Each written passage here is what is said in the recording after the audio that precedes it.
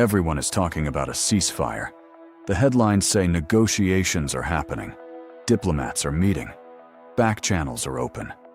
The war that started on February 28th might finally be ending.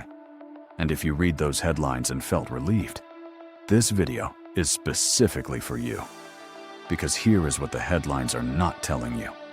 A ceasefire in this war requires Iran and America to simultaneously agree on the strait, the oil, the nuclear program, the sanctions, the ghost fleet, and the $10 billion in pre-sold Iranian crude sitting on ships right now.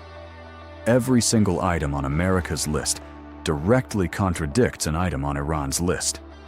A ceasefire that does not solve all of those things is not a ceasefire. It is a pause. And pauses in this region have a very specific history. 035 to 130. What America needs, let's start with America's position. Because understanding what Washington actually needs from a ceasefire, not what it says it needs, but what it cannot politically survive without, explains why this negotiation is so difficult. America needs three things. First, the strait reopened, not eventually. Now.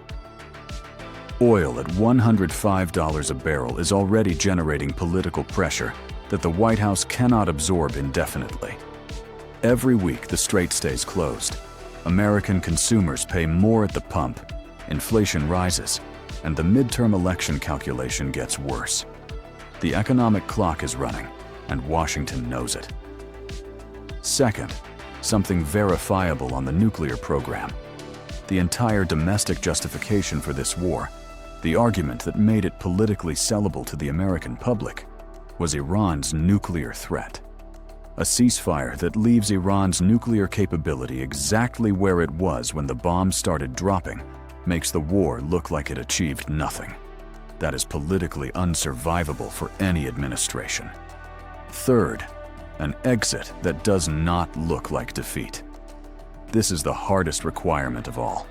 America cannot be seen to have started a war, spent billions, lost equipment, and then walked away with Iran's regime intact, its oil revenue flowing, and its regional influence undiminished. The optics of the settlement matter as much as the substance. Those three requirements are real. They are non-negotiable domestically. And every single one of them is a problem for Tehran. 130 to 230. What Iran needs. Now here is Iran's position. And this is the part that most Western coverage gets completely wrong, because it analyzes Iran's negotiating position through an American lens, rather than understanding what the Islamic Republic actually needs to survive this. Iran needs four things. First, sanctions relief, not complete removal. Iran is realistic enough to know that is not coming. But a return to the pre-war enforcement level, which, as your regular viewers already know, was already porous enough to allow 1.5 million barrels a day of oil exports through China. That level of relief is Iran's economic survival floor. Second, no permanent American military positioning on its doorstep. The strikes happened. Iran cannot undo them. But a ceasefire that leaves American carrier strike groups permanently stationed in the Gulf in launch range of Iranian territory is not a ceasefire from Tehran's perspective. It is a loaded gun held permanently to its head. Third, recognition that the regime survived.